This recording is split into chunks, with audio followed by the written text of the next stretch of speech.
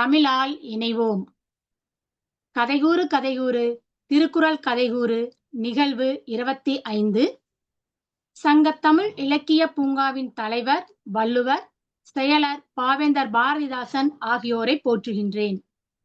சங்கத்தமிழ் இலக்கிய பூங்காவின் ஒருங்கிணைப்பாளர் தமிழ் பணிச்செம்மல் பாரதி சுடர் நீலகண்ட தமிழன் ஐயா, தலைமை முனைவர் சித்ரா இளஞ்செழியன் அம்மா. இந்நிகழ்வை வலையேற்றம் செய்யும் திருக்குறள் தொண்டர் சிவகாமி சண்முகசுந்தரம் அம்மா, இந்நிகழ்வை வானொலி மூலம் ஒளிபரப்பும் ஜெர்மன் தமிழருவி வானொலி நிலைய இயக்குநர்கள் திரு நயனை விஜயன், திருமதி சசிகலா நயனை விஜயன் ஆகியோருக்கு முகம் கூறுகின்றேன். வள்ளுவன் தன்னை உலகினுக்கே தந்து வான்புகழ் கொண்ட தமிழ்நாடு என்றார் பாரதி.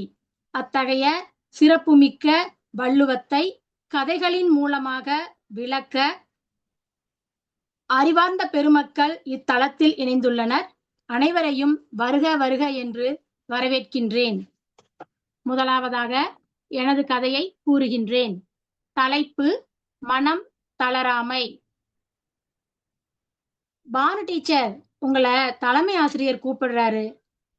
சரி பாலு, நான் போய் பார்த்துக்கிறேன். சார், கூப்பிட்டீங்களா? ஆமாம்ப்பா. உங்க வகுப்புல ஒரு பொண்ணு சொன்னபடியே கேட்க மாட்டேங்குது. என்னன்னு நீங்களே கேளுங்க. என்னாச்சுங்க சார்?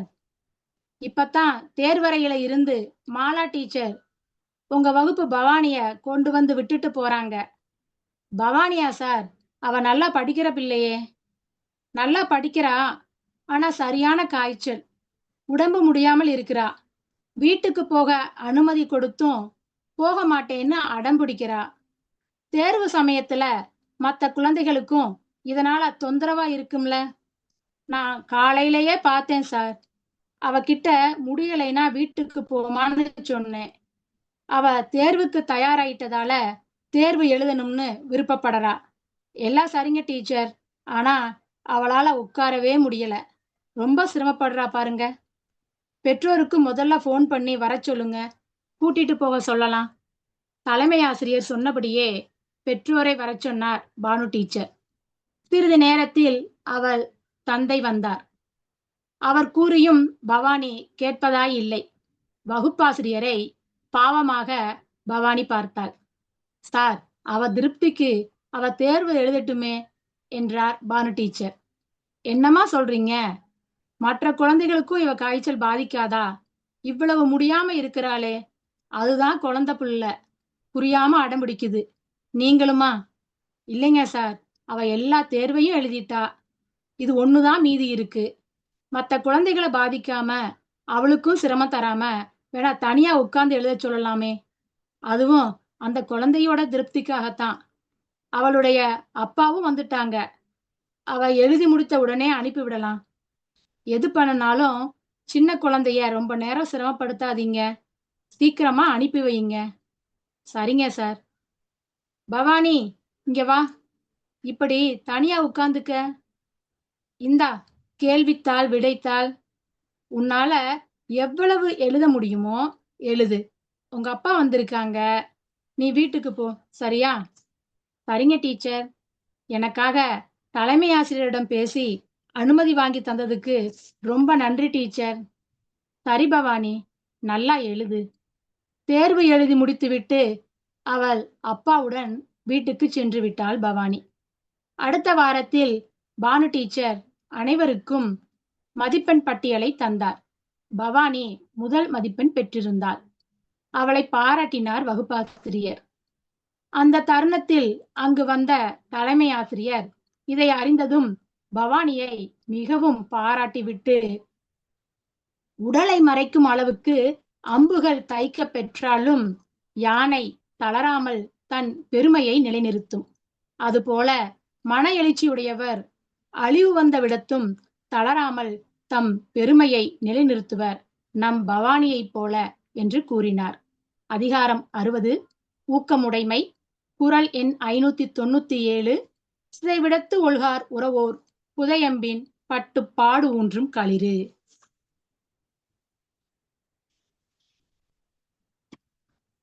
நன்றிகள். தலைமை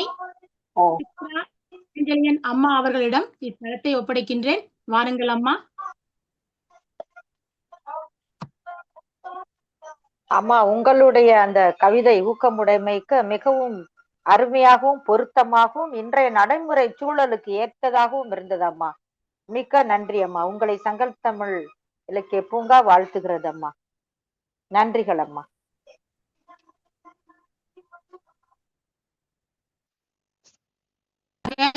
நம்மிடையே கதை கூற வருகின்றார் அரங்கநாயகி கண்ணன் அம்மா, தர்மபுரியில் இருந்து. வாருங்கள் அம்மா.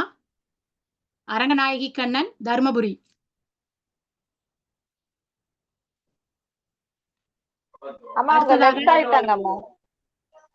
கதை கூற வருகின்றார் ரமணி ஐயா,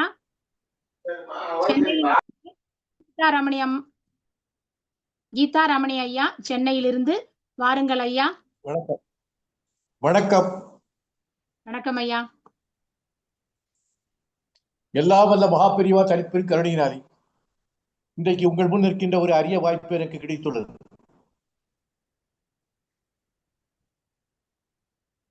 என் இதயத்தில் ஊறி என் உடலெங்கும் பரவி என்னை நடத்துகின்ற அன்னை தமிழுக்கு முதற்கண் வணக்கம். எனக்கு இந்த அரிய வாய்ப்பை தந்த சங்கத்தமிழ் இலக்கிய பூங்காவிற்கும் அதனை இயக்குகின்ற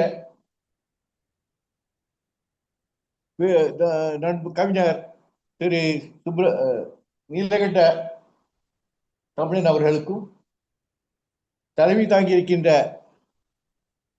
திருமதி ஆயிஷா சித்திக் அவர்களுக்கும், ஏனைய இதை நடத்துகின்ற பொறுப்பாளர்களுக்கும், தொழில்நுட்ப உதவியாளர்களுக்கும், ஜெர்மன் வானொலி தமிழருவியின் திரு இயக்குநர்களுக்கும், பொறுப்பாளர்களுக்கும், நிர்வாகிகளுக்கும் அனைவருக்கும் எனது முதற்கண் வணக்கத்தை தெரிவித்துக் கொண்டு எனது கதைக்குள் நுழைகிறேன். திருக்குறள் அதிகாரம் 6 வாழ்க்கை துணைநலம், குறள் 59. பெற்றார் பெரில் பெறுவர் பெண்டிர் பெருஞ்சிழப்பு புத்தேழில் வாழும் உலகு. பெற்றார் பெரில் பெறுவர் பெண்டிர் பெருஞ்சிறப்பு புத்தேழில் வாழும் உலகு. அதாவது பொருள் என்று என்றால், கணவரை போற்றி வாழும் மகளிர்களுக்கு மேலுலகில் கணவரை போற்றி வாழும் மகளிர் மேலுலகில் நற்பேறு பெறுவர் என்பது. இப்பொழுது நான் கதைக்குள் வருகிறேன். கதையின் தலைப்பு என்னவளை.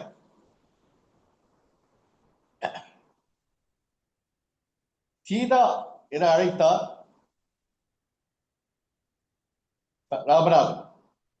மனைவி சீதா வந்தார். என்னங்க, வாசிதே, இப்படி உட்காரு. படித்துக் கொண்டிருந்த பேப்பரை கீழே வைத்து விட்டு சீதாவை உற்று நோக்கினார். என்னங்க இப்படி பாக்குறீங்க? என்னமோ இன்னைக்குத்தான் தாலி கட்டின மாதிரி. ஆமாம் சீதே, எப்ப பார்த்தாலும் நீ புதுசாத்தான் தெரியற. இவ்வளவு காலம் மகன், மகள், பேரன், பேத்தி என உழைத்து விட்டு சோர்வே இல்லாம இன்னைக்கு இருக்கிறியே, எப்படி? என்னங்க இன்னைக்கு என்ன பேச்சு வேற மாதிரியா இருக்கு? சிச்சி, எனக்கு வெக்கமா இருக்கு. அடப்பாருப்பா வெக்கத்தை. இதைத்தானே நான் எதிர்பார்த்தேன். மனைவியின் கையை பிடித்து தன் கைக்குள் வைத்துக் கொண்டார் ராமநாதன். ஏன் சீதே, இவ்வளவு காலம் உழைச்சு இப்பத்தான் கொஞ்ச நாளா ஓய்வு எடுக்கிறேன். ஓய்வுன்னு சொல்ல முடியாட்டாலும் எனக்காக மட்டுமே உழைக்கிறேன். ஆட்சி எல்லாம் பசங்க அவங்களே பார்த்துக்கிறாங்க. இங்கே கிராமத்திலே இந்த சுகமான சாயங்கால வேளையிலே உங்களோட தனியா இன்னும் எத்தனை நாளும் தினம் தினம் எனக்கு கால் கை பிடிச்சு விடுறியே, உனக்கு உடம்பு வலிக்காதா? ஒரு நாள், ஒரே ஒரு நாள் உன் காலை நான் குடிக்க விட மாட்டேயா? ஆமா, தெரியாம தான் கேட்கிறேன். கல்யாணமாகி இத்தனை வருஷத்துல ஒரு நாள் ஒரு வேளை தலைவலிக்குதுன்னு சொல்லியிருக்கியா? கிடையாதே. அதுதான் அந்த கால உன்னுடைய உடம்பு. ஆச்சு, இப்போ எனக்கும் வயசாச்சு. முன்னை மாதிரி இல்லைன்னாலும் ஏதோ இருக்கேன். என்ன, இப்படியே இருக்கணும். ஒரு நாள் காலையில என்னை எழுப்பினா எதிர்க்க கூடாது. போயிட்டாரு, யாருக்கும் தொந்தரவு இல்லாம. நல்ல மனுஷன். யாரும் சொல்லுவாங்களா? பார்க்கலாம். என்னங்க, அதெல்லாம் ஒண்ணும் ஆகாது. இப்படியே ரொம்ப காலம் இருப்பீங்க, உடம்புக்கு ஒண்ணும் வராது அப்படிங்கிற. பார்க்கலாம். அவள் கையை அடைத்து கண்களில் ஒட்டி கொண்டார் ராமநாதன். கண்களில் பெருகிய கண்ணீர் மனைவியின் கைகளை நனைத்தது. திடீரென தன் நினைவுக்கு வந்தார் ராமநாதன். பக்கத்தில் பார்த்தார், யாரும் இல்லை. நிமிர்ந்து பார்த்தார், சுவரில் சட்டத்தினுள் மனைவி சிரித்துக் கொண்டிருந்தார். மனைவி சீதா சிரித்துக் கொண்டிருந்தார். அவரை தனியாக்கி விட்டு தன் உயிரை நீத்து விட்டாள். ரொம்ப நாள் ஆயிடுச்சு. 10 ஆண்டுகள். நினைவுகள் மட்டுமே நிழலாடுகின்றன. மணநாள், பிறந்த நாள், இறந்த நாள் என்று ஒவ்வொரு சிறப்பு நாட்களுக்கும் 3 முழம் மல்லிகைப்பூ வாங்கி அவள் படத்துக்கு சூடி, சீதா நீ இருந்தா உன் தரையிலே வைப்பேன், அந்த வாசத்திலே அப்படியே அணைப்பேன். இன்று இன்று அதனால் என்ன? நீ இல்லாமல் நான் இல்லை. ஆம், என்னுள் இன்னும் இருக்கிறாய் சீதா, என்னவளே சீதா. வாய்ப்புக்கு நன்றி, வணக்கம்.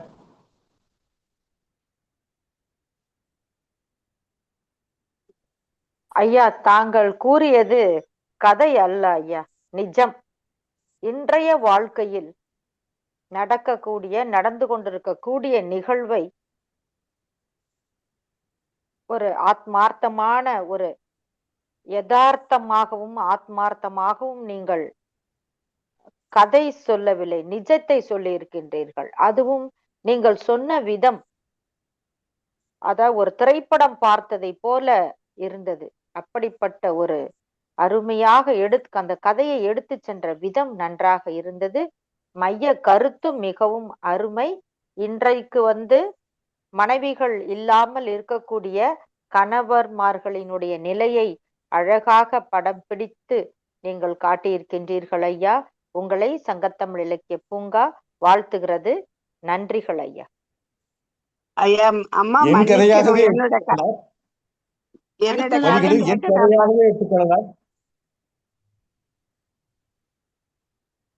ஐயா சொல்லுங்கய்யா. என் கதையாகவே எடுத்துக்கொள்ளலாம். எனக்கு மனைவி இல்லை.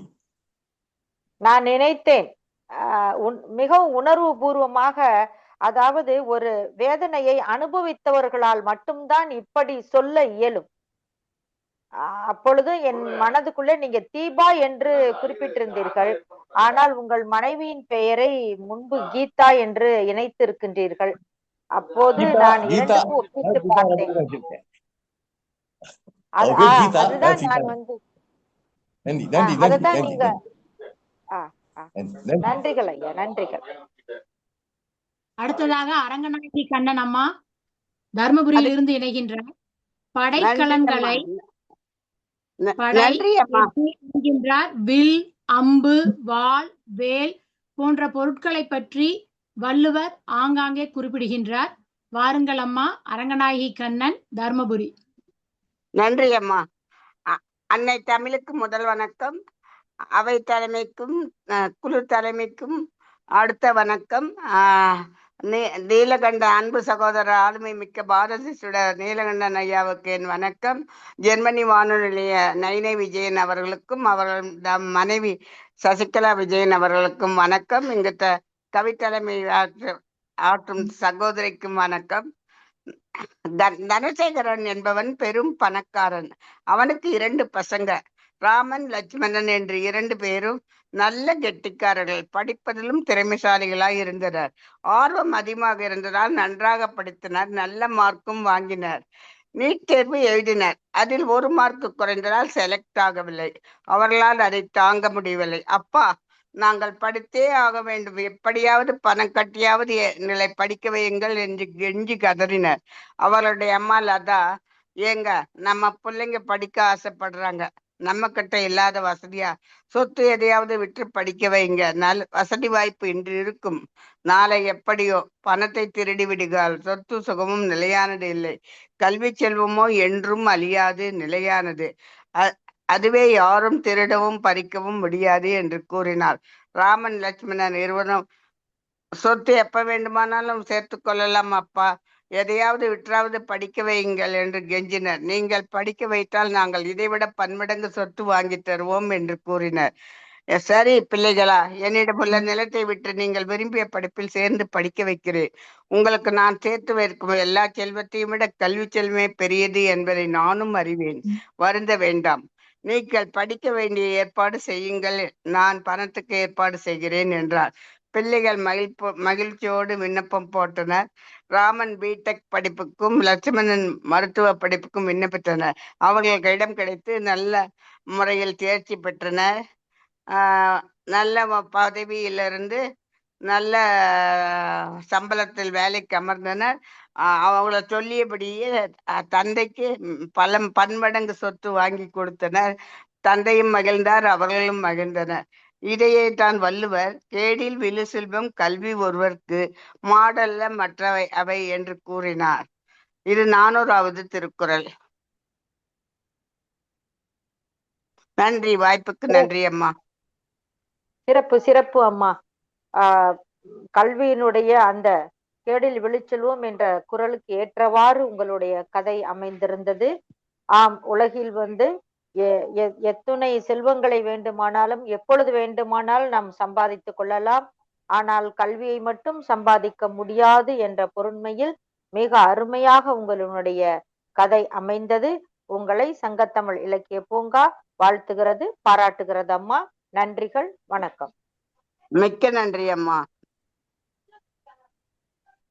அடுத்ததாக நம்மிடையே கதை கூற வருகின்றார் முருகேசன் ஐயா, தாந்தோன்றி மலையிலிருந்து. வள்ளுவர் கூறுகின்றார், வில் வணக்கம் தீங்கை உண்டாக்கும், வீரர்களை பிள்ளேர் உழவர் என்ற வார்த்தையில் குறிப்பிடுகின்றார். வாருங்கள் ஐயா. முருகேசன், தாந்தோன்றி மலை.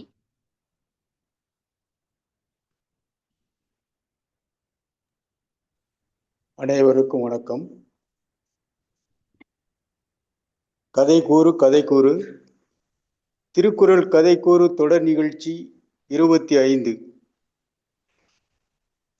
சங்கத்தமிழ் பூங்கா நிறுவனர் ஐயா பாரதி சுடர் நீலகண்ட தமிழன் ஐயா அவர்களுக்கும், இந்த நிகழ்ச்சிக்கு தலைமையேற்றுக் கொண்டிருக்கும் சித்ரா இளஞ்செழியன் அம்மாயிர் அவர்களுக்கும், நிகழ்ச்சி பொறுப்பு அம்மையர் கவிநிலவு பா ஆயிஷா சித்திக் அவர்களுக்கும், ஜெர்மன் தமிழருவி வானொலி நிலையத்தார்க்கும் மற்றும் கதை கூற வந்திருக்கும், கதை கூறி சென்றிருக்கும் அனைவருக்கும் எனது மனமார்ந்த நன்றியினை தெரிவித்துக் கொள்கின்றேன்.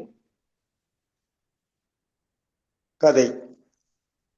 அன்றலர்ந்த மலரென கோவிந்தனின் முகம் மலர்ந்து மகிழ்வுடன் காணப்படுகிறது. மனமோ இன்பத்தில் ஆழ்ந்து கிடக்கிறது. ஊரின் ஒரு ஓரத்தில் அமைந்திருக்கும் ஒரு காட்டில் உழவர்கள் ஏர் உழுது கொண்டிருந்தார்கள். அந்த காட்டின் ஓரத்தில் அமைந்துள்ள ஒரு வேம்பின் மர நிழலில் கோவிந்தன் அமர்ந்து அதை பார்த்து கொண்டிருந்தான். அவனது மனமோ வேம்பின் குளிர்த்தன்மை போல குளிர்ந்திருந்தது. அப்பொழுது அவனது மனதில் ஒரு குரல் நினைவிற்கு வந்தது. இன்றைக்கு ஏன் இந்த ஆனந்தமே என்று அவன் குதூகலித்துக் கொண்டிருக்கின்றான், நினைவில் ஆழ்கின்றான். இப்பொழுது அவனது கடந்த கால நிகழ்ச்சிக்கு போகிறோம். கோவிந்தன் என்கிற சிறுவன் ஒருவன் குப்பனூரில் சிறு கிராமத்தில் வாழ்ந்து வருகிறான். இவனது குடும்பத்தில் அன்னை, அவனது தங்கை, இவன் என 3 மட்டுமே உள்ளனர். இவனது தந்தையானவர் இவனது தங்கை பிறந்த பின் சில ஆண்டுகள் கழித்து இறந்துவிட்டார். குடும்பமோ வாழ்வின் ஆதாரத்தை விட்டு வறுமைவாய்ப்படலாயிற்று. கிராமம் என்பதாலும் அவனது தாய் குறைந்த அளவே படிப்பறிவு கொண்டிருந்ததாலும் வாழ்க்கையை தொடர்ந்து கொண்டு செலுத்துவதில் இடர்பாடுகள் ஏற்பட்டன. ஊரார், உற்றார், சுற்றத்தார், சொந்தம், பந்தம் இவர்களின் உதவி அதிகமாக இல்லை, கிடைக்கவில்லை. உறவுகளோ உதறிவிட்டன. ஊரில் உள்ளவர்களும் கோவிந்தனின் குடும்பத்தை ஒரு பொருட்டாக நினைப்பதில்லை, மதிப்பதில்லை. அந்த கிராமத்து சிறுவர்களும் சிறுமிகளும் இவனையோ இவனது தங்கையையோ சேர்த்து விளையாட விரும்புவதில்லை. மற்றவர்கள் விளையாடும் பொழுது இவர்கள் இருவரும் ஓரமாக நின்று வேடிக்கை பார்த்து கொண்டிருப்பார்கள். ஏக்கம் இவர்களை வாட்டியது. டேய், என்னையும் விளையாட்டுக்கு சேர்த்துக்குங்கடா என்று கோவிந்தன் கேட்பான். போடப்பட, உனக்கெல்லாம் விளையாட்டு ஒரு கேடா என்று சொல்லி அவனை துரத்தி விடுவார்கள். பெரியவர்களும் கூட தங்கள் குழந்தைகள் கோவிந்தன் அவன் தங்கையுடன் சேர்ந்து விளையாடுவதை விரும்புவதில்லை. ஓரிரு முறை இவர்களுடன் மற்ற குழந்தைகள் விளையாடும் பொழுது தங்கள் குழந்தைகள் விளையாட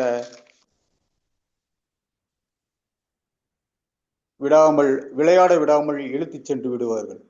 இவர்கள் மனம் மிகவும் வாடிவிடும்.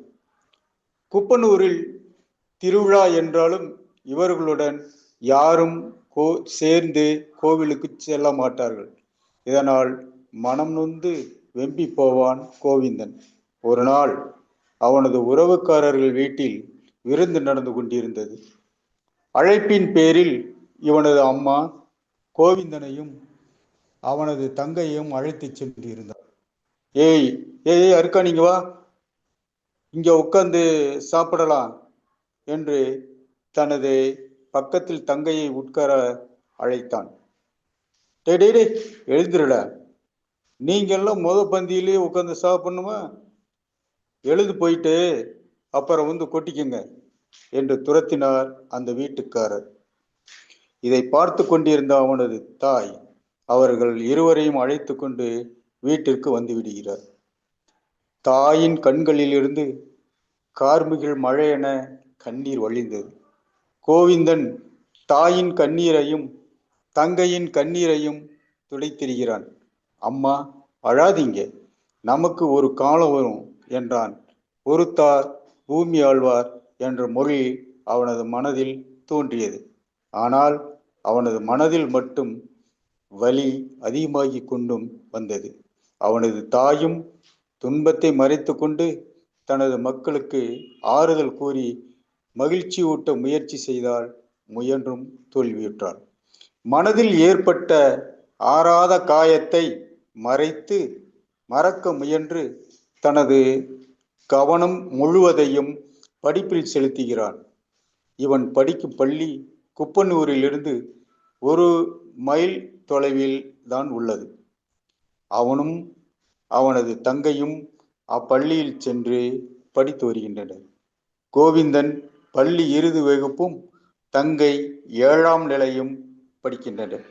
பள்ளி பாடங்களிலும் விளையாட்டிலும் தன்னை முழுமையாக ஈடுபடுத்தி கொள்ளலானான் கோவிந்தன். ஆசிரியர்களும் அவர்களுக்கு ஊக்கமளிக்கிறார்கள். நாட்கள் நகர்ந்தன. தேர்வும் வந்தது. நன்றாக எழுதினான். தேர்வு முடிவும் வந்தது.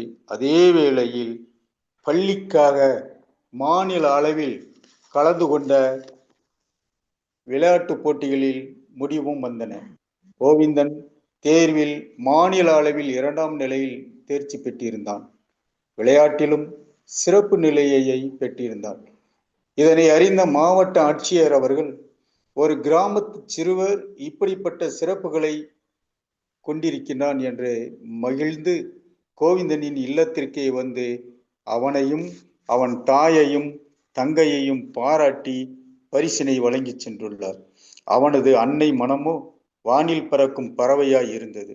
தங்கைக்கோ மகிழ்வு தாங்க முடியவில்லை. கோவிந்தனுக்கோ குயிலின் பாட்டு மனதுக்குள்ளே கேட்டுக்கொண்டிருக்கிறது. இதுதான் கோவிந்தனின் இன்றைய மனநிலைக்கு காரணம். ஊர்க்காரர்கள், உறவினர்கள், மற்றவர்களும் கூட தங்கள் ஊரில் உள்ள ஒருவன் இப்படி உயர்ந்த நிலையில் வந்ததை எண்ணி மகிழ்ந்து இவனது குடும்பத்தாருடன் இணைந்து மகிழ்ச்சியை கொண்டாடுகிறார்கள். அதைத்தான் அவனது மனதில் ஏற்பட்ட குரல் என்னவா, அகழ்வாரை தாங்கும் நிலம் போல தம்மை இகழ்வார் பொறுத்தல் தலை. இது இல்லறவியலில் 16வது அதிகாரம் பொறையுடைமை என்ற அதிகாரத்தில் முதல் குறளாக உள்ளது. அகழ்வாரை தாங்கும் நிலம் போல தம்மை இகழ்வார் பொறுத்தல் தலை. தம்மை தோண்டுபவரையும் சுமந்து நலம் செய்யும் நிலம் போல தம்மை இகழ்வாரையும் பொறுத்து கொண்டு நன்மை செய்தல் சிறந்த பண்பாகும். என்ற கதை சொல்வதற்கு வாய்ப்பளித்த அனைவருக்கும் எனது நன்றியினை தெரிவித்துக் கொள்கிறேன். நன்றி. சிறப்பு சிறப்பு ஐயா. அதாவது அகழ்வாரை தாங்கும் நிலம் போல இகழ்வார் பொறுத்தல் தலை என்ற திருக்குறளுக்கு மிகவும் பொருத்தமான கதையை நீங்கள் கூறியிருக்கின்றீர்கள். அதாவது இந்த உலகத்தில் நாம் வறுமை என்ற காரணம் சொல்லி நம்மை ஒதுக்கி வைத்தாலும் வைராக்கியம் என்னும் தன்னம்பிக்கை என்னும் ஆயுதத்தை கையில் எடுத்தால் நிச்சயமாக நாம் வெற்றி பெற முடியும் என்பதை உங்களுடைய கதை மிக அழகாக விளக்குகின்றது. நிச்சயமாக இந்த கதைகள் எல்லாம் மாணவர்கள் மத்தியில் சென்று சேரும் பொழுது பயனுள்ள வகையில் அமையும் என்பது என்னுடைய கருத்து. எனவே உங்களை சங்கத்தமிழ் இலக்கிய பூங்கா வாழ்த்துகிறது, பாராட்டுகிறது. நன்றிகள் ஐயா, நன்றிகள். அடுத்ததாக நன்றி அம்மா. கதை கூற வருகின்றார் நாகம்மாள், பெங்களூரிலிருந்து. கனை பார்க்க அழகு என்றாலும் அதனுடைய செயல் கொடியது என்று கூறுகின்றார் வள்ளுவர். வாருங்கள் அம்மா. நாகம்மாள், பெங்களூரு. வணக்கம்மா. வணக்கம். வணக்கம் ஆயிஷா அம்மா. சித்திக் அவர்களுக்கும் தலைமைக்கும் வணக்கம். வணக்கம். நான் இன்று முதலா உங்ககிட்ட கதை சொல்ல போறேன். தவறுகள் இருக்கலாம், நீங்க அதை திருத்தி மன்னிக்க வேண்டும்.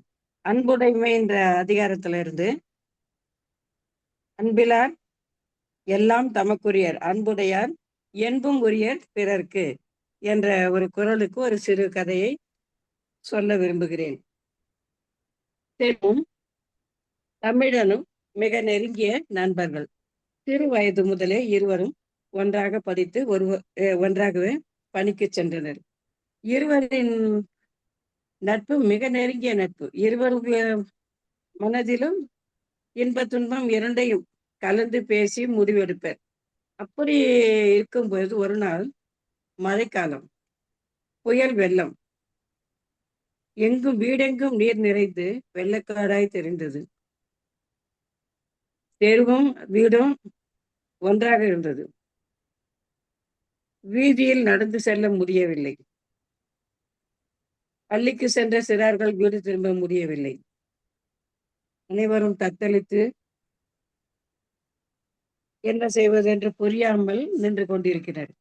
அந்த நேரத்தில் செல்வமும் தமிழனும் ஒன்றிணைந்து மக்களுக்கு தேவையான உதவிகளை முடிந்தவரை ஒரு சின்ன இது மாதிரி ஏதோ ஒரு போட்டு மாதிரி பண்ணி அவங்களே ரெடி பண்ணி அதில் போயிட்டு அந்த இது கட்டைங்க மாதிரி கட்டி வச்சு அதில் எல்லாரையும் கூட்டின்னு வந்துன்னு அவங்களுக்கு வேணுங்கிற மாதிரி தங்க வச்சு, ஏதோ அவங்களுக்கு தெரிஞ்ச இடத்துல தங்க வச்சு, இல்லை அவங்க வீட்டுக்கே கூட்டின்னு அவங்க வீடு கொஞ்சம் மழை தண்ணியில தேங்காத ஒரு நல்ல இடத்துல இருக்கிறதுனால 2 பேரும் சேர்ந்து கூட்டிட்டு போய் உட்கார வச்சு அவங்களுக்கு உணவு, உடை அவங்களால முடிஞ்சது அவங்க கையில இருக்கிற பணத்துல செய்தாங்க. அப்படி செய்து இருக்கும்போது ஒரு வீட்டுக்குள்ள தண்ணி போயிட்டு ஒரு குழந்தை பிறந்து இருக்குது. என்ன செய்வாங்க, எல்லாரும் கத்தி அழுதுன்னு இருக்கிறாங்க. முடியலன்றது தெரிஞ்சது 2 பேருக்கும். 2 பேரும் ஓடி போயிட்டு அவங்கள காப்பாத்துறாங்க. அப்படி காப்பாத்திட்டு வரும்போது இந்த செல்வனுக்கு மின்சாரம் பாய்ந்து அவரு தத்தளிக்கிறாரு. மின்சாரம் தண்ணியில பாய்ந்தா என்ன ஆகும் நமக்கு தெரியும். இவர் ஏதாவது ஒரு காய்ந்த கட்டை இருந்தால் தன் நண்பனை காப்பாற்றி விடலாமே என்று தத்தளிக்கிறார். கத்துறாரு. என்ன பண்றதுன்னு தெரியாம முழிக்கிறாரு. அந்த நேரத்துல அரசினர் காருங்க எல்லாம் லைனா வந்துன்னு இருக்குது. போட்டுங்க எல்லாம் வருது. இவர் ஓடி போய் யாரோ வந்திருக்காங்களே அப்படின்னு சொல்லி அவங்க கிட்ட உதவி கேட்கிறாரு. இந்த மாதிரி என் நண்பனை காப்பாத்துங்கன்னு. சரி என்று அவங்க எல்லாம் எடுத்துன்னு போயிட்டு அந்த செல்வனை காப்பாற்ற முயற்சி செய்கின்றனர். ஆம்புலன்ஸ்ல ஏத்தி மருத்துவமனைக்கு அழைச்சின்னு போயிடுறாங்க. அந்த மருத்துவமனையில செல்வன் வந்த உடனே வரும்போதே இருந்துட்டு இருக்கிறான்னு சொல்லிட்டாங்க. இப்ப என்ன செய்ய முடியும்? அவன் மனைவிக்கு என்ன வேண்டு சொல்றது? மனைவி ஒரு சின்ன இந்த பால்வாடி ஸ்கூல்ன்றாங்கல்ல, அந்த நர்சரி ஸ்கூல்ல ஆசிரியரா இருக்கிறவங்க. சரி அவங்களுக்கு தெரியப்படுத்தினாங்க. அந்த அம்மா ஓடி வந்து பார்த்தாங்க, எல்லாம் இறந்துட்டு இருக்கிறாங்க. சரி என்னுடைய கணவருடைய உள்ளத்துக்கு தகுந்த மாதிரி தான் நானும் நடக்கணும். இப்ப மருத்துவர்கிட்ட சொன்னாங்க, அவருடைய உடம்புல இருக்கிறது என்ன பொருள்? இதயமோ, கண்களோ, இல்ல கல்லீரலோ, எது பிறருக்கு பயன்படுமோ அத வந்து நீங்க எடுத்துக்கங்க. அந்த கை குழந்தைய காப்பாத்தி தூக்கிட்டு வந்தாங்க இல்லையா? அந்த அம்மா கூட இறந்துட்டாங்க. அந்த குழந்தைய இந்த அம்மா வாங்கிக்கிறாங்க. இந்த குழந்தையால தானே நம்ம கணவரோட உயிர் போச்சுன்னு அவங்க நினைக்கல. அதுதான் அவங்களுடைய பொறுமையான அன்பு. இந்த குழந்தைய நானே வளர்த்துக்கிறேன். வளர்த்து அவனுக்கு ஒரு நல்ல வழி காட்டுவேன் அப்படின்னு சொல்லி அந்த கை குழந்தைய, பிறந்த குழந்தைய தூக்கிக்கிட்டு கணவருடைய இறுதி சடங்கை முடிக்கிறாங்க. முடிச்சுட்டு இருக்கிறாங்க. அப்ப அந்த அவங்களோட இருக்கிற இன்னொரு நண்பன் வந்து அவங்க கூட வேலை செய்யறவர். பாலுன்றவர். அவரு என்ன பண்றாரு? தண்ணீல மிதக்கிறவங்கள எல்லாம் காப்பாத்துறாரா? காப்பாத்துற மாதிரி பணம் புடுங்குறாரு. தண்ணி எல்லாம் அந்த தண்ணி குடுக்குறாரா? காச குடு. அரிசி பருப்பு கொண்டு போய் குடுக்குறாரா? காச குடு. ஒரு பழைய துணி குடுக்குறாரா? காச குடு. எல்லாம் வாங்கி வாங்கி அவர் முடிந்த வரலையும் பணத்தை சேர்த்துறாரு. சேர்த்துட்டு இருக்கிறாங்க. இந்த மாதிரி ஒரு நண்பன், இந்த மாதிரி ஒரு நல்ல இதயம் கொண்டவர் அப்படின்னு தான் சொல்லணும். அப்படி ஒரு நண்பரும் இருந்தாரு. அதையெல்லாம் பார்த்து எல்லாருமே வருத்தப்பட்டாங்க. 3 பேருமே ஒரு இடத்துல தான் வேலை செய்றாங்க. ஒருத்தர் இறந்தும் அடுத்தவங்களுக்கு குடுக்குறாரு. இறந்தும் கொடுத்தார் சீதக்காதிம்பாங்க. அந்த மாதிரி இறந்துட்டாலும் குடுக்குறாரு. இன்னொருத்தரு அவருக்கு முடிந்த வரையிலும் தன்னுடைய நண்பனோடு சேர்ந்து உதவி செய்றார் தமிழன் அப்படிங்கிறவரு. ஆனா இந்த பாலு மட்டும் பாருங்க, இதுதான் சரியான நேரம் என்று பணத்தை சேர்க்கின்றார். அத அதற்கான ஒரு இந்த அப்படி ஒரு நிலைமை தான் வந்துச்சுன்றதுனால அந்த திருவள்ளுவர் எழுதியிருக்கிறாரு. அன்புடையார் எல்லாம் தமக்குரியர். அன்பிலார் எல்லாம் தமக்குரியர். அன்புடையார் என்பும் உரியர் பிறர்க்கு. எலும்பு கூட பிறருக்கு கொடுக்க உதவணும் அப்படின்றது நினைக்கிற மாதிரி இந்த செல்வமும் தமிழனும் வாழ்ந்திருக்கிறாங்க. அவருடைய மனைவி மிக மிக அருமையான மனைவி. அந்த அன்புக்கு என்ன ஒரு பொருள்ன்றதை அவங்க தெரியப்படுத்திட்டாங்க. ஆனா அந்த பாலு வந்து எல்லாமே எனக்கு வேணும், எனக்கு வேணும், எனக்கு வேணும்னு சேர்த்து அவருடைய மனைவி மக்கள் நல்லா இருக்கணும், அவரும் நல்லா இருக்கணும் அப்படின்னு சொல்லிட்டு உதவி பண்ற போல போட்டோ எடுத்து அஹ், பத்திரிகைகள்லாம் வர மாதிரி எல்லாம் போட்டுக்கிட்டு அவர் இருக்கிறாரு. இதுதாங்க என்னுடைய கதை முடிஞ்சிருச்சு. அவ்வளவுதான். எனக்கு தெரிஞ்ச மாதிரி சொல்லிட்டேன். வாய்ப்பிற்கு நன்றி. நீலகண்ட தமிழன் ஐயாவிற்கும் சித்ரா அம்மையாருக்கும் பானுக்கும் அனைவருக்கும் நன்றி. சிறப்புமா. அதாவது அன்பு மட்டும்தான் இந்த உலகத்துல வந்து ஜெயிக்கும் அப்படிங்கிறத மிக அருமையா சொன்னீங்க. இன்னொன்னு, உதவி செய்தல், பிறர் துன்பத்தில் இருக்கும்போது அவர்களுக்கு உதவி செய்யக்கூடியதா ஒரு உண்மையான நட்பு, அன்பின் வெளிப்பாடு என்பதை இந்த 3 நண்பர்கள் மூலமா நீங்க மிக அருமையா சொல்லியிருக்கீங்க. அதாவது அன்பு இருந்தா எலும்பு கூட நம்ம வந்து என்ன செய்யலாம், எலும்பு கூட உதவியா கொடுக்கலாம் அப்படிங்கறது. அதாவது அவர் இறந்து போய் கூட தன்னுடைய உறுப்புகளை கொடுத்திருக்காரு. ஏன்னா அவருடைய நல்ல மனசை போல அது போல அவருடைய மனைவியும் இப்படி செஞ்சிருக்காங்க. இந்த மாதிரி உலகத்துல கணவன் மனைவி இருவருமே இப்படி ஒரு நல்ல இல்லறத்தோட அன்புடைமையோட வாழ்ந்தாங்க அப்படின்னா திருவள்ளுவர் நினைத்தது அத்துணையுமே நடக்கும் இன்றைய உலகத்துல. பாலு போல இந்த சுயநலவாதிகள் எல்லாருமே அழிக்கப்படுவார்கள் என்பது உங்களுடைய கதையின் மூலமாக அறிந்து கொள்ள முடிகிறது. நன்றிகள் அம்மா. மிக அருமையா நீங்க சொல்லிட்டு வந்தீங்க. மிக சிறப்பு. உங்களை சங்கத்தமிழ் இலக்கிய பூங்கா வாழ்த்துகிறது. நன்றிகள் அம்மா. நன்றி. நன்றிகள். மிக்க மிக்க நன்றி அம்மா. அடுத்ததாக நம்மிடையே கதை கூற வருகின்றார் புத்துலக கவிஞர் ரா. ஜோதிராமன், முள்ளிக்காடிலிருந்து. இசைக்கலைகள் பற்றி செய்திகள் ஆங்காங்கே பல இடங்களில் வந்திருக்கின்றன. பண்ணும் பாடலும் ஒன்றோடு ஒன்று இயைந்து இருக்க வேண்டும் என்று குறிப்பிடுகின்றார் வள்ளுவர். இசைக்கருவிகளில் மிக சிறந்ததை குழலும் யாழும். குழலை முதலில் வாசிக்க அதற்கு இணங்க யாழை வாசிப்பது மரபு.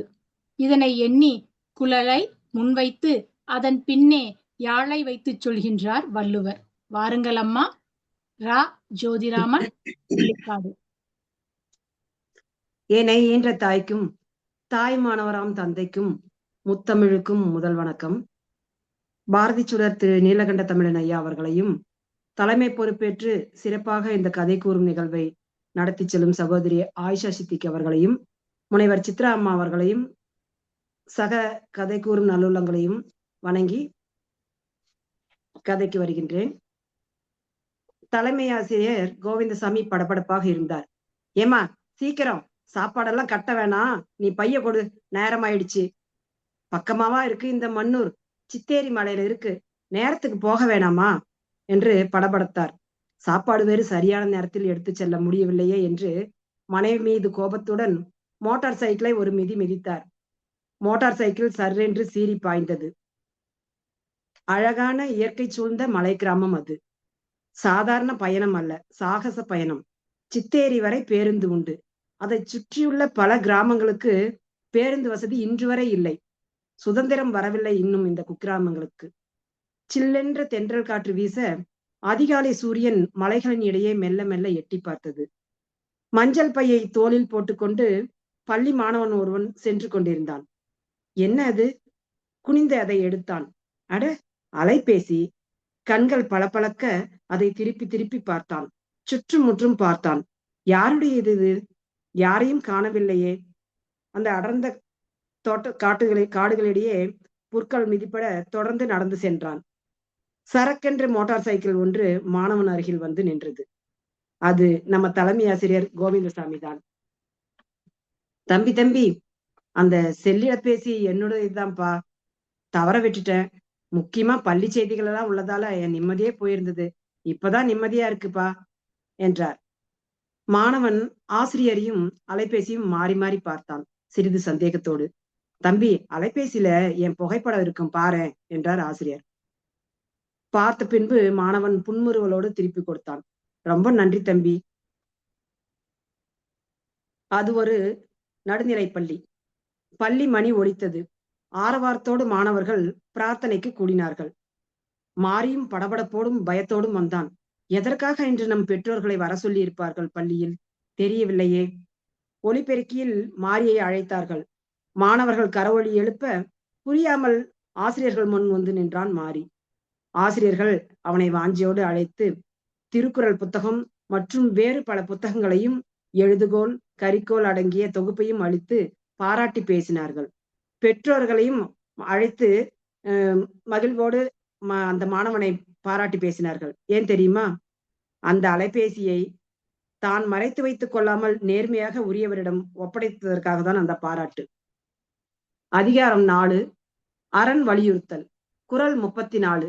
மனத்துக்கண் மாசிலனாதல் அனைத்தரன் ஆகுல நீரப்பிற. மனம் தூய்மையாக இருப்பதே அறம். மற்றவை ஆரவாரத்தை தவிர வேறொன்றும் இல்லை என்பதை குறள் உணர்த்துகிறது அல்லவா? வாய்ப்புக்கு நன்றி. சங்கத்தமிழ் இலக்கிய பூங்காவிலிருந்து இரா. ஜோதி, முள்ளிக்காடு, தருமபுரி மாவட்டம்.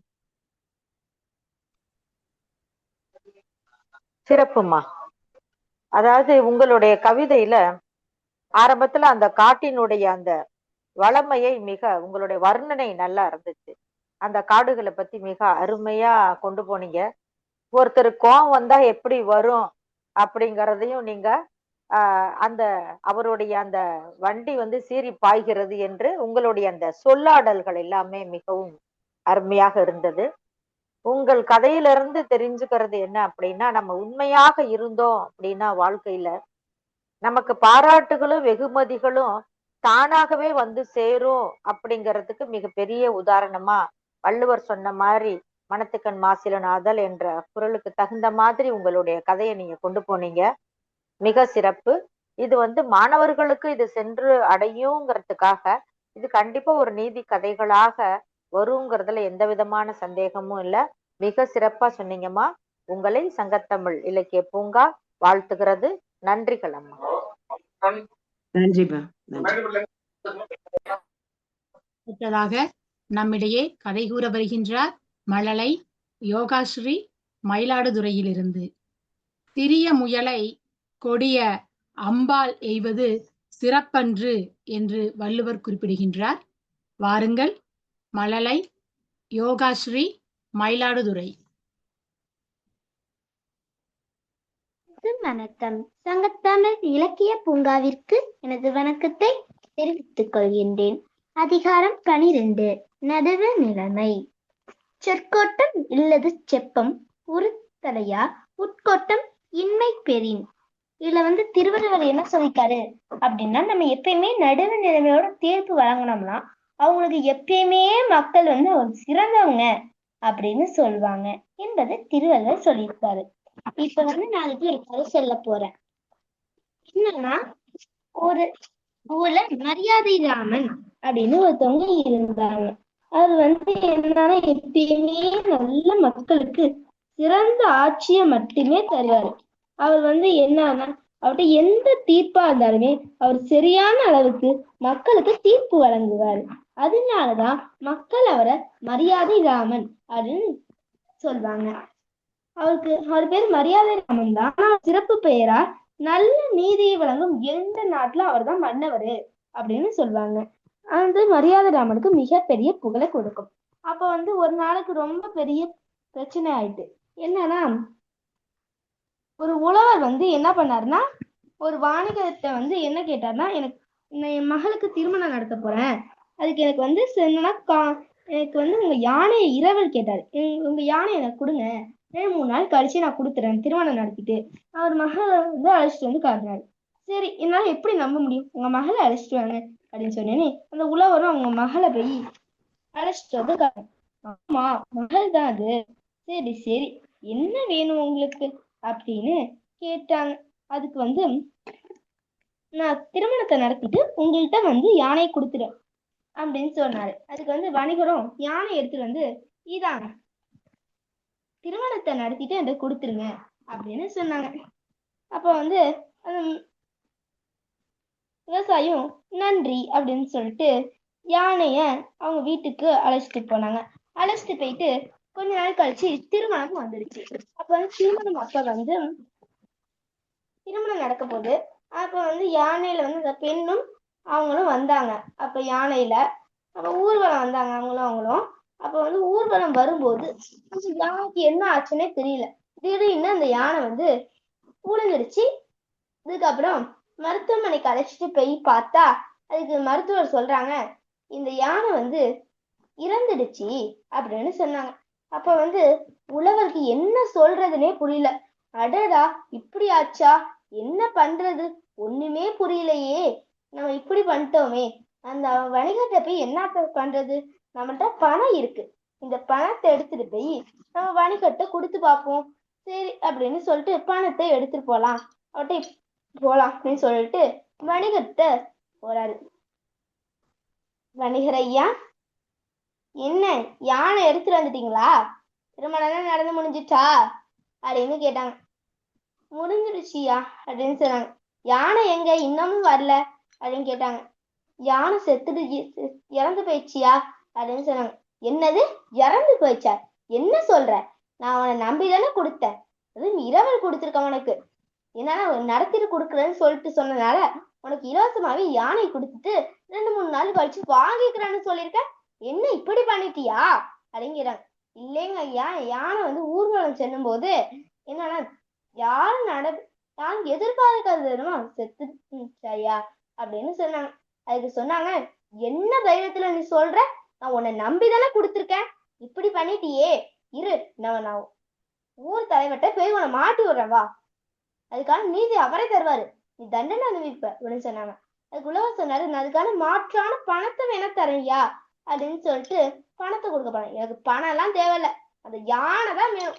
இல்லைங்க ஐயா, புதுசா வேணா யானை வேணா வாங்க, எந்த யானை வேணும் அப்படின்னு போய் இந்த யானை காரணம், எனக்கு இந்த யானை எல்லாம் வேண்டையே வேணாம், எனக்கு இறந்த யானை தான் வேணும் அப்படின்னு அடம் முடிச்சாரு. அப்ப 2 பேருமே ஊர் தலைவர்கிட்ட போனாங்க. அப்ப வந்து ஊர் தலைவர் கேட்டாரு, என்ன பிரச்சனை உங்களுக்கு 2 பேருக்கும், இதை சொல்லுங்களேன் அப்படின்னு சொன்னாங்க. ஐயா சொல்கிறேன் ஐயா அப்படின்னு வணிகர் சொன்னாரு. இந்த விவசாயி இருக்காருல்ல, என்கிட்ட யானைய இரவல் கேட்டாரு, நானும் கொடுத்தேன். சரி, அதுல என்ன தப்பு இருக்கு? இது யானை கேட்டாங்க, அது கொடுத்துருக்கீங்க. என்னன்னா அந்த யானை இறந்துட்டுன்னு சொல்றாரு.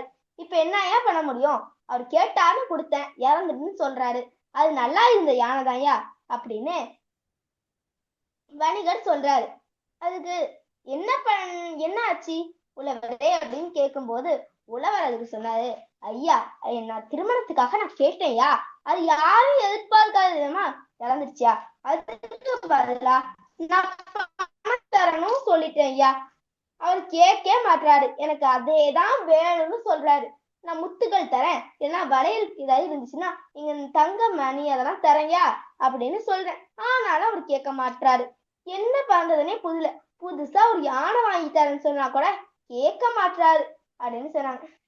அதுக்கு சொன்னாரு, அடுத்த நாள் பெரிய ஒண்ணுதான், நான் அடுத்த நாள் நீதி வழங்கும்போது 2 நாள் கழிச்சு வாங்க அப்படின்னு சொன்னாங்க. சரிங்க ஐயா, நல்ல தீர்ப்பை வழங்குங்கய்யா அப்படின்னு சொல்லிட்டு வணிகர் வந்து எல்லாரும் போலான்னு சொன்னோன்னு வணிகர் போயிட்டாரு. அப்ப வந்து மரியாதை ராமன் அவர் சொல்றாரு, இங்க வாங்க, நான் உங்கள்கிட்ட ஒண்ணு சொல்றேன், நீங்க காசு கொடுக்குறீங்க, இதெல்லாம் சொன்னதெல்லாம் சரிதான், ஆனா அவர் ஒத்துக்க மாட்டாரு, அதுதான் பிரச்சனை. என்னன்னா நீங்க உங்க வீட்டை அன்னைக்கு வர வேணாம், அவரை வந்து உங்களை அழைச்சிக்குவாரு, எப்படியா சாத்தியமாகும் அப்படின்னு உலகர் கேட்கிறாரு. நீங்க உங்க வீட்டுல உள்ள கதவை நல்லா இறுக்கமா பூட்டி வச்சுக்கோங்க, பூட்டி வச்சுட்டு அதுக்கு பின்னாடி பழைய பானை ஒன்று பெருசா ஒண்ணு அடுக்கி வச்சிருங்க, அடுக்கி வைங்க. அப்ப வந்து நீங்க அவருக்கு என்ன சொன்னாலுமே திறக்காதீங்க. அவர் வந்து உங்க கதவை உதைக்கும் போது அந்த பானை உடஞ்சிரும், அப்ப வந்து நீங்க உடைச்சிட்டீங்களே அப்படின்னு நீதி வழங்க வருங்க அப்படின்னு சொன்னார். சரிங்கய்யா அப்படின்னு சொல்லிட்டு அவரும் போயிட்டாரு. ஒரு நாள் கழித்து போனது. பிறகு இன்னொரு நாள் போச்சு. அப்ப வந்து 2ஆம் நாள் மரியாதை ராமன் நீதி வழங்க போனாரு. அப்ப வந்து வணிகர் சொன்னார், வணக்கம் யா, நீதி வழங்க போலாமாயா அப்படின்னு கேட்டாரு. அந்த விவசாயி எங்க, அவர் எங்க அப்படின்னு கேட்டாரு. அவர் இன்னும் வரல, போய் அழைச்சிட்டு வாங்க அப்படின்னு சொன்னாரு. அவர் சரிங்கயா அழைச்சிட்டு வரேன்னு சொல்லிட்டு வணிகர் போனாரு. அப்ப விவசாயி கதவை பூட்டிட்டு அவர் வீட்டுல இருந்தாரு. அப்ப வந்து, வாங்க விவசாயே, என்ன பண்றீங்க, பையமா நீதி என்ன வழங்க போறாங்க, தவிக்கிறீங்களா, வாங்க அப்படின்னு சொன்னாங்க. அப்ப வந்து கதவை பூட்டி திறக்க கூட இல்லை. என்ன திறக்க மாட்டீங்களா அப்படின்னு ஒரு காலால ஒரு உத விட்டாரு. கதவு உடஞ்சிச்சு, அங்க உள்ள பானையும் உடஞ்சி போயிடுச்சு. அதை பார்த்த உடனே உலகம் சொன்ன, ஐயடா, நான் எங்க முன்னோர்கள் இருந்து சேர்த்து வச்ச பானையை உடைச்சிட்டீங்களே, நான் என்ன பண்றது, எனக்கு அதே பானை தான் வேணும், அதே பானை தான் வேணும், எனக்கு சரி பணம் தரேன், இதாங்க அப்படின்னு சொன்னாங்க. இல்ல அதே பானை தான் வேணும், அதே பானை தான் வேணும்னு சொன்னாரு. அதுக்கு அந்த வணிகர் சொன்னாரு, நீங்க கொடுத்த பணம் எப்படியா என்னால திருப்பி கொடுக்க முடியும், வேணா புதுசா வேணா வாங்கி தரேன், இல்லைன்னா அதுக்கான பணத்தோட அதிகமான பணத்தையும் கொடுக்குறேன். அதெல்லாம் கிடையாது, எனக்கு அதான் வேணும்னு சொன்னாரு. இப்ப வாங்க நீதிக்கு போலாம் அப்படின்னு சொல்லிட்டு உழவரும் அவங்க போனாங்க. அப்ப வந்து மரியாதை ராமன் தீர்ப்பு வழங்க போனாங்க. என்ன ஏன் என்னோட பானையெல்லாம் உடைச்சிட்டாரே, சொத்தா அதை தானையா வச்சிருந்தேன் அப்படின்னு சொன்னாரு. அதுக்கு மரியாதை சொன்னாரு, 2 பேருக்குமே முடிஞ்சிருச்சு, யானைக்கும் சரியா போயிடுச்சு, இந்த பானைக்கும் சரியா போச்சு, நீங்க அப்பே சொன்னீங்கன்னா உங்களுக்கு பணம் அதிகமா கிடைச்சிருக்கும், இப்ப இவருக்கும் பணம் கிடைக்காது, உங்களுக்கும் கிடைக்காது, இது 2மே இதோட முடிஞ்சிருச்சு, இனிமே இந்த சண்டையே கிடையாது அப்படின்னு சொன்னாரு. அதுக்கு மக்கள் எல்லாம் மரியாதை ராமனை வாழ்க மரியாதை ராமனே அப்படின்னு சொல்லி அவங்கள பாராட்டினாங்க. அப்ப அவர் வந்து அவரோட நண்பன் தான் வணிகர், ஆனாலும் அவர் சரியான நீதியை வழங்கியிருக்காரு. இதுதான் நடுவு நிலைமை. இந்த குரல்ல இருந்து நம்ம என்ன தெரிஞ்சுக்கிட்டோம் அப்படின்னா, நம்ம என்னைக்குமே நடுவு நிலைமையோட தீர்ப்பு வழங்கணும் என்பதை நம்ம இது மூலமா தெரிஞ்சுக்கிட்டோம். எனக்கு கதை சொல்ல வாய்ப்பளித்த சங்கத்தமிழ் இலக்கிய பூங்காவிற்கு நன்றியை தெரிவித்துக் கொள்கின்றேன். நன்றிங்க அம்மா. நன்றிங்க ஐயா. யோகஸ்ரீ, யோகஸ்ரீ அம்மா திருக்குறள் சொல்றீங்களா? அந்த குறளை ஒரு முறை சொல்லுங்கம்மா. சரிங்களம்மா. அதிகாரம் 12, நடுவு நிலைமை. சொற்கோட்டம் இல்லது செப்பம், ஒரு தலையா உட்கோட்டம் இன்மை பெரி. இதுல என்ன கருத்து அப்படின்னா, நம்ம யாரா இருந்தாலுமே சரியான நீதியை வழங்கணும். அப்பதான் அவங்க சிறந்த நீதியை வழங்குறாங்க அப்படின்னு மக்கள் அவங்கள போற்றி கொண்டாடுவாங்க என்பதை இந்த கதையின் மூலம் நம்ம தெரிஞ்சுக்கலாம். நன்றிங்க அம்மா. சிறப்புமா. நான் யோகஸ்ரீ அப்படின்ட்டு நம்ம சங்கத்தமிழ் இலக்கிய பூங்கால நிகழ்வுகளுக்கெல்லாம் பெயர் பதிவிடும் போது நான் பார்ப்பேன். அப்போ நான் நினைச்சேன், சரி பெரியவங்க போல இருக்கு அப்படின்னு. இப்படி ஒரு மழலை குழந்தைய நான் பார்த்ததுல எனக்கு மிகவும் சந்தோஷமா. அதாவது உங்களுக்கே உரிய அந்த மழலை மொழியில மிக அருமையா இந்த கதையை கொண்டு போனீங்க. அதாவது இந்த வயசுக்கு இவ்வளோ பெரிய தத்துவத்தை ஒரு கதை மூலம் சொல்றது அப்படிங்கிறது மிக மிக சிறப்பு. யாராலையும் செய்ய முடியாது, நீங்க செஞ்சிருக்கீங்க. வாழ்த்துக்கள்மா. அதாவது யானைக்கும் பானைக்கும் சரி அப்படின்னு சொல்லி ஒரு பழமொழி இருக்கு. அப்போ அந்த யானைக்கும் பானைக்கும் சரின்னு ஏன் சொன்னாங்கன்றது இன்னும் பெரியவங்களுக்கே பல பேருக்கு தெரியாது. ஆனா நீங்க இந்த திருக்குறள் எடுத்துக்கிட்டு இந்த கதையை அழகா அந்த யானைக்கும் பானைக்கும் சரி அப்படிங்கிறதுல இந்த நடுவு நிலைமையில எப்படி நடுநிலைமையோடு அந்த மரியாதை ராமன் நீதி வழங்கினார் அப்படிங்கிறத மிக அழகாக நீங்க சொல்லியிருக்கீங்கம்மா. இந்த வயசுலயே உங்களுக்கு அப்படிப்பட்ட ஒரு அபார சக்தி இருக்குது. நீங்க மென்மேலும் இதை வளர்த்துக்கணுமா. உங்களை சங்கத்தமிழ் இலக்கிய பூங்கா வாழ்த்துகிறது, பாராட்டுகிறதுமா. நன்றி, வணக்கம்.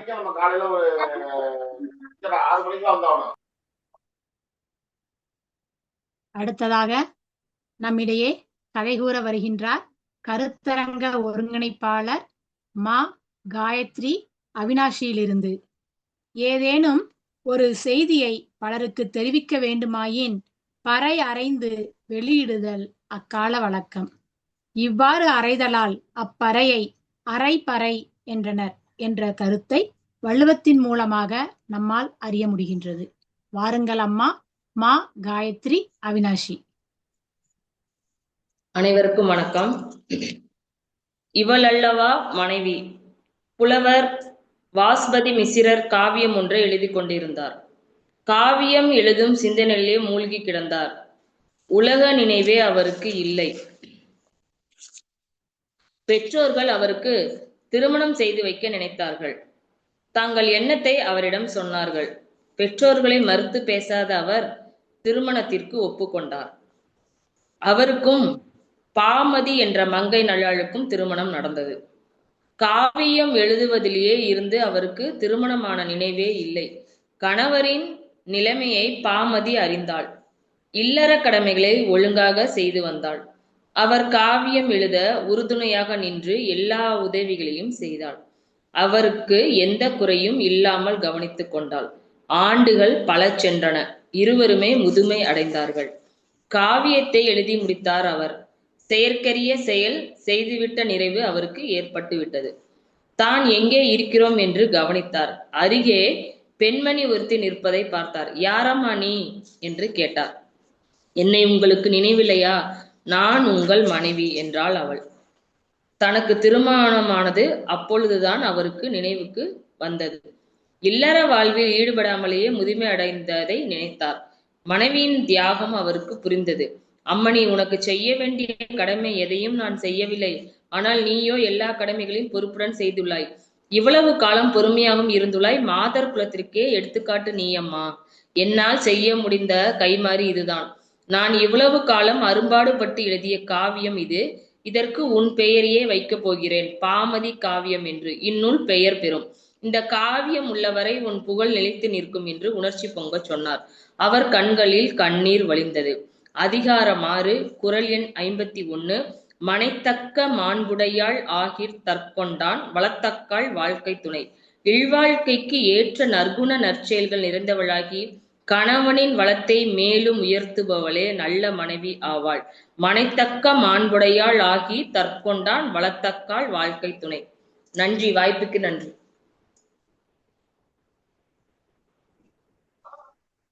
மிக அருமைமா. காயத்ரி அவங்க அதாவது மகளிருடைய மாண்புகளையும் தியாகங்களையும் இன்றைக்கு அந்த கணவன் நினைத்து காவியமா கொடுத்ததை மிக சிறப்பா சொல்லியிருக்காங்க. அதாவது நிறைய பெண்களுடைய வாழ்க்கைகள்ல இது நடக்குது. அந்த ஒரு நிகழ்வை இவங்க இந்த கதையின் மூலமா வெளி உலகத்துக்கு வெளிச்சம் போட்டு காட்டியிருக்காங்க. ஆகவே அவங்க குறைந்த நேரத்துல மிக பெரிய கருத்தை அவங்க சொல்லியிருக்காங்க. குறைந்த நேரத்துல மிக ஆழமான கருத்தை அவங்க அந்த கதையின் மூலமா பதிவு செஞ்சிருக்காங்க. சங்கத்தமிழ் இலக்கிய பூங்கா அவர்களை வாழ்த்துகிறது, பாராட்டுகிறது. நன்றிகள் அம்மா. நன்றிமா. நன்றிங்கம்மா. அடுத்ததாக நம்மிடையே கதை கூற வருகின்றார் நா. தேவிஸ்ரீ, சத்திரப்பட்டியிலிருந்து. கூத்தாடும் அரங்கத்துக்கு மக்கள் ஒவ்வொருவராக வந்து கூடுவார்கள். கூத்து முடிந்தவுடன் ஒருங்கே போய் விடுவார்கள். பாவை கூத்து என்ற ஒரு வகை கூத்து இருந்தது போன்ற விடயங்களை நம்மால் வள்ளுவத்தின் மூலமாக அறிய முடிகின்றது. பாருங்கள் அம்மா. தேவிஸ்ரீ, சத்திரப்பட்டி. அனைவருக்கும் அன்பான மாலை வணக்கம். கதைக்கூறு கதைக்கூறு திருக்குறள் கதைக்கூறு தொடர் நிகழ்ச்சி 25 கலந்து கொள்வதில் மகிழ்ச்சி அடைகின்றேன். முதலாவதாக கலை மாமணி பாரதி சுடர் நீலகண்ட தமிழன் ஐயா அவர்களுக்கு எனது பணிவான வணக்கம். இந்நிகழ்ச்சியின் பொறுப்பாளர் மற்றும் எனக்கு இந்த நிகழ்ச்சியினை அறிமுகம் செய்து வாய்ப்பினை ஏற்படுத்தி கொடுத்த கவிநிலவு ஆயிஷா சித்திக் அம்மா அவர்களுக்கு வணக்கம் மற்றும் நன்றி. இந்நிகழ்ச்சியின் தலைமை பொறுப்பாளர் முனைவர் சித்ரா இளஞ்செழியன் அம்மா அவர்களுக்கு எனது அன்பான வணக்கம். கதைக்குள் நுழைகின்றேன். தலைப்பு: இவர்தான் உழவர். ஒரு நாள் 3 நண்பர்களும் சந்தித்துக் கொள்கிறார்கள். அந்த 3 நண்பர்கள் யார் யார் என்றால், படைக்கும் கடவுளாக விளங்கும் பிரம்மன், காக்கும் கடவுளாக விளங்கும் விஷ்ணு, அழிக்கும் கடவுளாக விளங்கும் சிவன். இவர்கள் மூவரும் நீண்ட நாட்களுக்கு பிறகு சந்தித்து பிரபஞ்சத்தை சுற்றி பார்த்து வரலாம் என்று உரையாடி கொண்டு சென்றிருந்தனர். அங்கு மக்களை பார்த்து அனைவரும் சுயநலமாக இருக்கிறார்கள் என்று அறிந்தனர். இதனால் கோபம் கொண்டார் விஷ்ணு. இனிமேல் நான் சங்கினை ஊதமாட்டேன் என்று கூற மழையும் பொழியாது என்று கூறினார். வருடங்கள் கடந்து கொண்டே சென்றது. மக்கள் பசி பட்டினி என்று மிகவும் பாதிக்கப்பட்டார்கள். பனை மரம் காயும் அளவிற்கு மிகுந்த வறட்சி. ஆனால் இந்த சூழ்நிலையிலும் சுப்பையா என்ற ஒரு உழவர் தனது உழவு வேலையை நிறுத்தாமல் செய்து கொண்டிருந்தார். தனது விளைநிலத்தை சிறப்பாகவும் விதைகளை விதைப்பதற்காக தயார் நிலையில் ஒவ்வொரு ஆண்டும் வைப்பார். ஆனால் விஷ்ணுவும் சங்கினை ஊதமாட்டார், மழையும் பொழியாது. சுப்பையா ஊர் மக்கள் அனைவரும் கேலி செய்வார்கள். பிற விவசாயிகளும் எங்களை போன்று மழை பெய்யும் வரை சும்மா இரு, பிறகு பார்த்து கொள்ளலாம் என்று கூறினார்கள். அதற்கு சுப்பையா கூறினார், மழை எப்போது வேண்டுமானாலும் பொழியட்டும், நான் எனது உழவு தொழிலை மறந்துவிடக் கூடாது என்று அதனை மீண்டும் மீண்டும் செய்து கொண்டிருக்கின்றேன். என்றாவது ஒரு நாள் மழை பொழியும். அன்று வரை எனது உழவு கருவிகளையும் நிலத்தையும் நான் பாதுகாத்து வைத்திருப்பேன் என்று கூறினார் சுப்பையா. சுப்பையா கூறியதை கேட்டு விஷ்ணு உடனே தனது சங்கினை ஊதவில்லையே, பல வருடங்கள் ஆகிவிட்டது என்று வேகமாக ஊத மழையும் பொழிந்தது. சுப்பையா மகிழ்ச்சியுடன் விதைகளை நட்டு அறுவடை செய்தார். விஷ்ணு பகவானும் மக்கள்கள் என்றோ ஒரு நாள் மாறுவார்கள் என்று கூறி தனது சங்கினை மீண்டும் மீண்டும் ஊதத் தொடங்கினார். மழையும் பொய்து கொண்டே இருந்தது. பால் பொருட்பால் இயல் குடியியல் அதிகாரம் 104 உழவு. குறள்: உழவினார் கைமடங்கின் இல்லை, விளைவதுவும் விட்டேம் என்பாருக்கும் நிலை. உழவர்களின் கைகள் சோம்பலாகி விட்டால் எல்லாவற்றையும் விட்டுவிட்டோம் என்று கூறும் துறவிகளுக்கும் உலகத்தினர் விரும்பும் பற்றுக்களையும் விட்டுவிட முடியாது என்று அவர்களும் வாழும் இல்லை என்பது பொருள். நன்றிங்கம்மா. சிறப்பு தேவிஸ்ரீ. அதாவது நம்பிக்கை தான் வாழ்க்கை அப்படிங்கிறத உங்களுடைய கதையின் மூலமா தெரிஞ்சுக்க முடியுது. இதைத்தான் திருவள்ளுவர் தன்னுடைய திருக்குறளின் மூலம் வெளிப்படுத்தி இருக்கிறார்.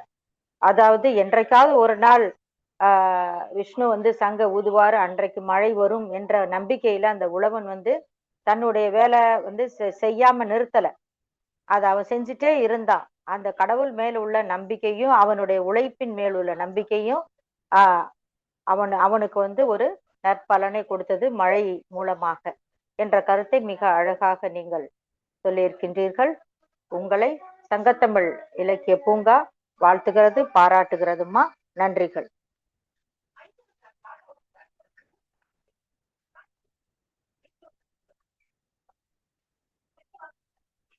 ஆயிஷா, ஆயிஷாம்மா, ஆயிஷா இருக்கீங்களா? முடிச்சுட்டாங்கம்மா. சரிங்கம்மா.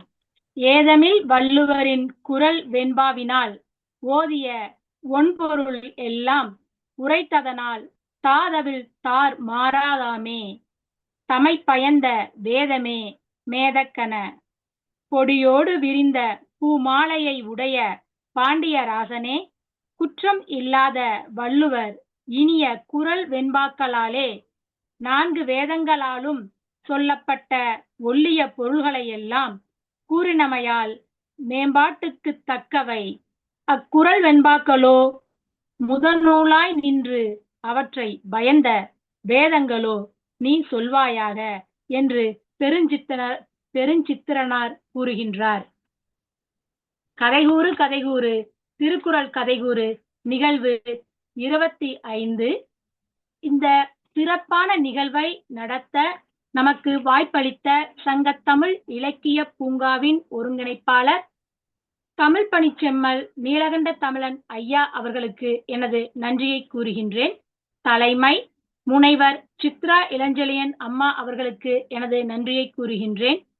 ஸ்டெப் டிவியின் மேலாண் இயக்குனர் சிவகாமி சண்முகசுந்தரம் அம்மா அவர்களுக்கு எனது நன்றியை கூறுகின்றேன். ஜெர்மன் தமிழருவி வானொலி நிலைய இயக்குனர்கள் திரு நயனை விஜயன், திருமதி சசிகலா நயனை விஜயன் ஆகியோருக்கு எனது நன்றியை கூறுகின்றேன்.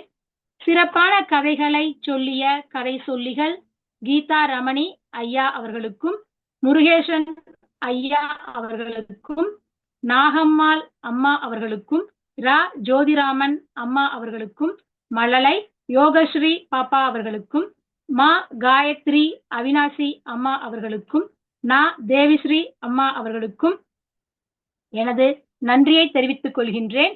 மகிழ்ச்சி. ஆயிஷா சித்திக், சங்கத்தமிழ் இலக்கிய பூங்கா. நன்றிங்கம்மா. ஆயிஷாம்மா,